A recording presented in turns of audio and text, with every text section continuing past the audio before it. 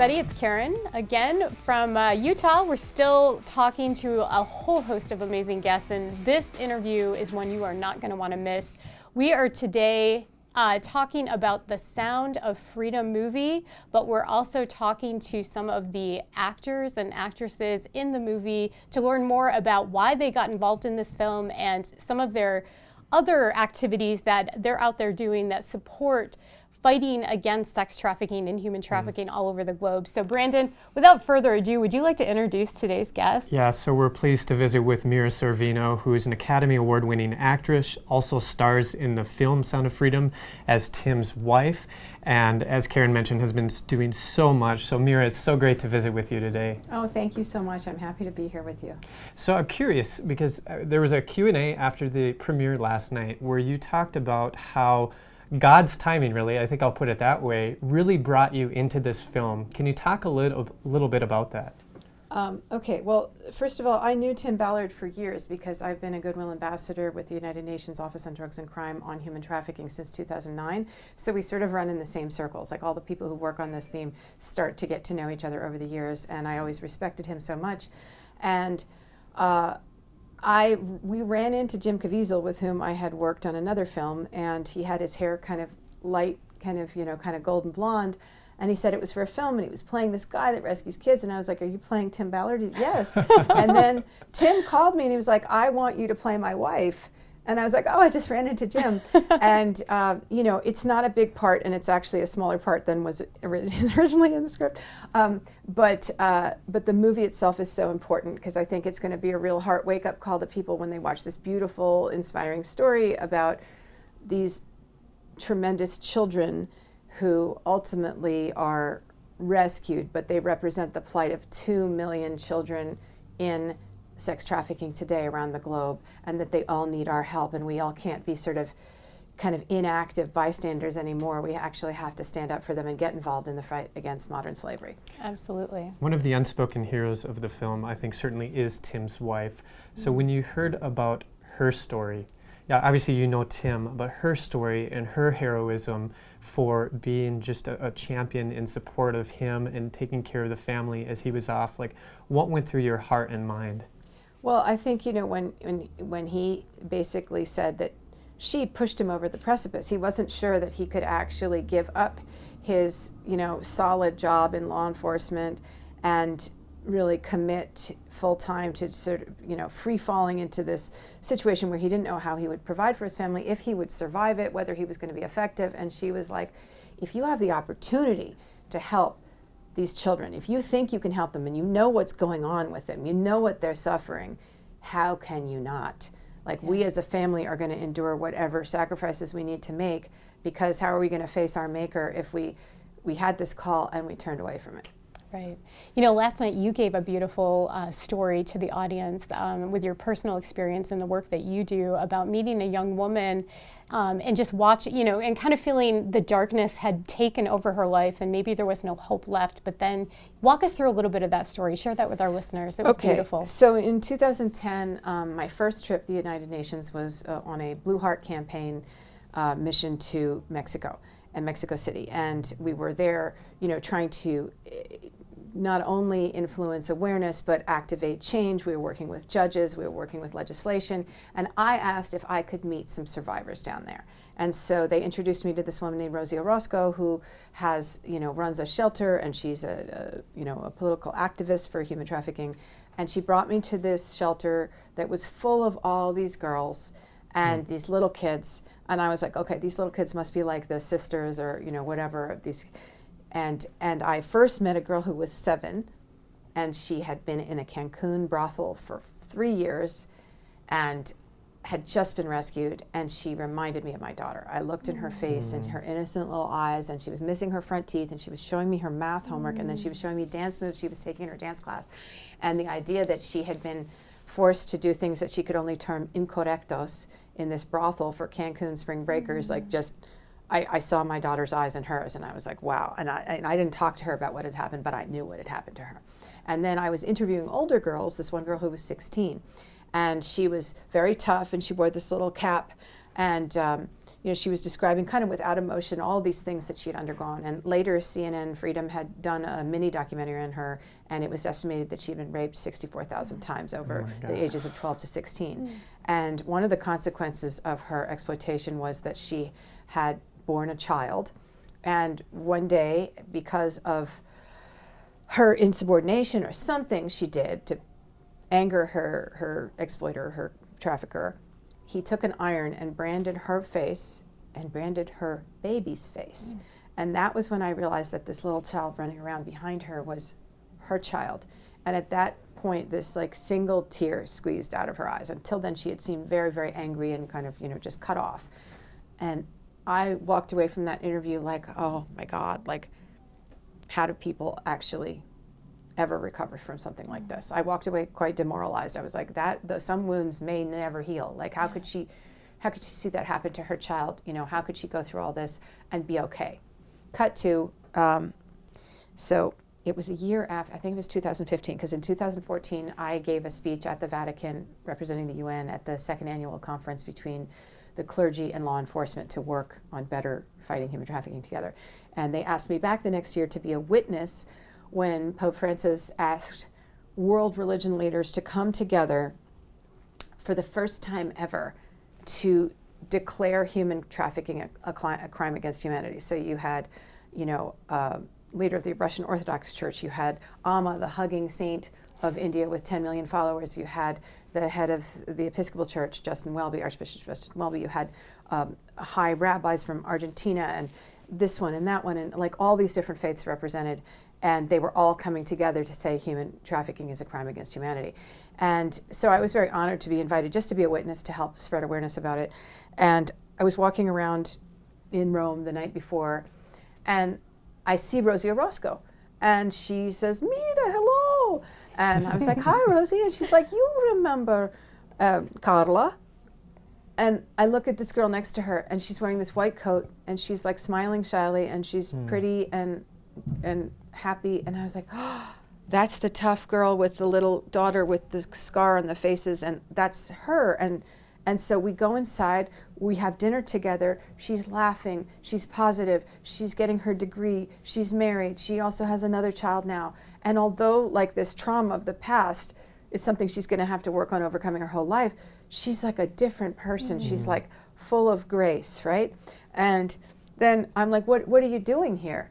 And she's like, tomorrow I'm reading the declaration for the whole world in Spanish on CNN. Like I'm the youth delegate to this. And I was like, wow. Whoa. And I was like, stupid. Like, how could you write anybody off? How could you ever think that somebody's suffering could define them, could destroy them?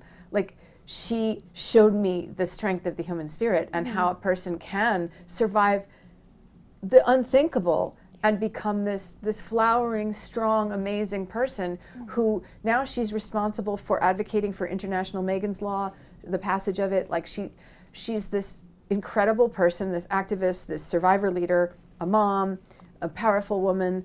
And, she had the worst that you could ever imagine being done to her and her child. And so that really made me realize no one is a lost cause. And I think that's the problem sometimes with this topic, that people are like, oh, it's so dark. Gosh, I feel so bad for those people, but they're already gone kind of thing. Those 40 million people living in slavery around the world have no hope. It's already over for them, game over. It's only game over because we're not getting them out of it.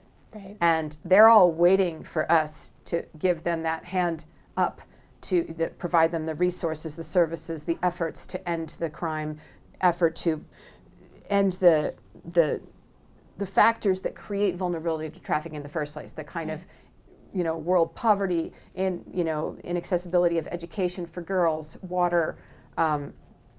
In America, the foster care system has to be completely revamped. So much of our domestic minor sex trafficking is kids who are running away from the foster service or abuse in their own homes. Yeah. Many people in America are trafficked by their own, it's not stranger danger, it's their own relatives Familial, or people that they know. Yeah. You don't have to be trafficked across borders to be trafficked. You could be trafficked in your own bedroom. And that's something people think, it's like a misnomer because they think of goods crossing borders. Yeah. You can be trafficked across borders, you could be trafficked in your house. And, you know, so I don't know, I'm rambling on and on and on. I forget really what the original good. question was, but. Well, what drives you? I mean, you have so much passion to this topic and fighting for these souls all over the globe. Like, what drives you to do this? Because this is hard and heavy work. I mean, I think, you know, God and Jesus, like, you know, fight for, you know, fight for justice, stand with the oppressed, you know, how important children are to God and Jesus. You know, I feel like it's the Holy Spirit acting in my heart, like, you know, use me. You know, a lot of times I'll pray before I walk on stage and I give a speech on trafficking or on sexual violence, which I'm also, you know, a member of the Me Too movement because I myself, like, that's the thing. Yes. Like, for years and years and years, I advocated for other people and I kept my own story, you know, my own hurt to myself. And now I'm also active, you know, an activist for sexual violence. I mean, I always worked on violence against women, but I didn't declare that I was one of the member of the victim class, you know, the survivor class. So, you know, but I have been inspired by the trafficking survivors that I have met to actually have the hope to heal from my own situation. Because I have to tell you, it was very, very difficult when I came out publicly against Harvey Weinstein, although I had told everyone I knew at the time that it happened. But nobody was like, oh, you've got a case, or that's illegal. Oh, he can't do that to you. They were all like, oh, just try and, you know, grin and bear it and, you know, make nice and, you know, move along. And so when it was public and the whole world knew, and then later I also came out with the fact that in a different circumstance, I was also assaulted as a teenager, and then I was also raped as a young woman. And like, it was really hard for everyone to know what had happened to me and kind of pity me. Yeah. And it was very hard to learn that Harvey Weinstein had destroyed my movie career for 20 years. Like, I didn't make a studio movie from 1998 to 2018, and I was an Oscar winner in 1996, and I was working with all the best directors and actors, and my career went like that after I turned him down for the third time. So this is neither here nor there, but I went through a very dark period myself where I was really depressed because I'd been burying that trauma for a long time, and then when it was like open to the world, then I really had to deal with it. But I have to say, it's trafficking survivors that gave me that hope that I too could be my own phoenix, you know? Yes. Sorry that I'm getting so emotional, but No, like, don't be. they're my heroes, and I also want to encourage everyone who watches this movie or who's talking about this movie to try and access what survivor leaders are saying about human trafficking and how best to fight it, because, you know, nothing about them without them. Like, we shouldn't just be speaking for survivors. We should be giving them the podium because they best know what they need and what the situation needs to be turned around. Yep. So I've been talking to Angel Studios about maybe like we'll convene a panel of survivor leaders to talk, you know, about the subject and really drive audiences to understand what they could do to change the situation. We unfortunately have to wrap up our time together, but if you were going to leave our audience knowing, so Covenant Eyes, we fight against pornography. Pornography has ties, of course, to human trafficking. It's all sexual exploitation. What would you tell our listeners about trying to stop the demand for human trafficking through fighting things like pornography? Okay, well, first of all, look, I don't want to judge people. I don't want to tell them how to live their lives, but I do think people have this misapprehension that watching online sexual exploitation material or buying commercial sex is a victimless crime or not even a crime at all, when actually both pornography and commercial sex create the market for horrendous exploitation and abuse of not only children but adults. So many people in commercial sexual exploitation are in a relationship of force, and it is a kind of human trafficking, and with children it's always human trafficking. Anybody under the age of 18 is legally incapable of consent, so therefore they are incapable of agreeing to their own sale, their own exploitation. I really advocate for the adoption of the Nordic model, which is a kind of decriminalization, partial decriminalization. It basically decriminalizes the person whose body is being sold, but then it's criminalization of both the John and the pimp. And if there is no pimp, the John can still be criminalized. And in countries where this has been adopted, rather than full decriminalization, there is seen a marked reduction in commercial sex, which then you are decreasing the marketplace for trafficked people, because the terminus of sex trafficking is commercial sex. So if you narrow or eliminate the marketplace, if you take away the demand, you no longer have a place for people to sell people, because pimps would rather earn money off of people that they have to pay nothing to, that they're exploiting and forcing to work, rather than, you know, just taking a little 10% off the top and running a legitimate kind of, you know, agent kind of business. And in every country where they fully decriminalized, it's legitimized the pimps, and they have brought in wholesale more trafficked people rather than the other way around. I'm all for safety for people who are in this industry. But it is by inherently a very dangerous industry, because people who want to buy other people, I feel, are already dehumanizing that person. I feel that to be a real man in today's world, once we know what we know about what goes on, is to lift up other people and not exploit them, not buy bodies, not rent out a person's body as though it was an object rather than a real human being who has real needs of relationality, of being in a mutually respectful relationship.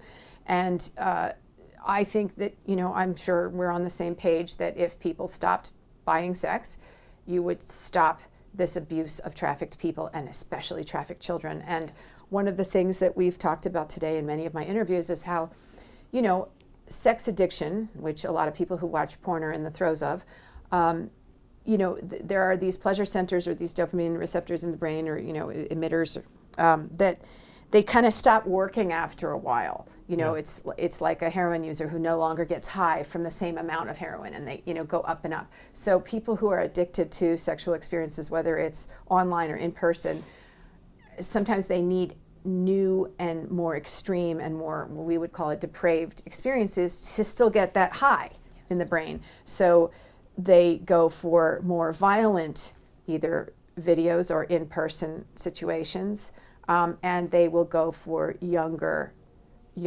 exploited people. And it's not necessarily that everyone who buys the bodies of children to exploit and hurt and rape are, and all child sexual exploitation is rape. They're not necessarily pedophiles to begin with. It's on the menu. And so if someone is addicted to this kind of experience, they want to try something new, something more extreme, something more depraved, something more out there. And going younger in age provides that new thrill.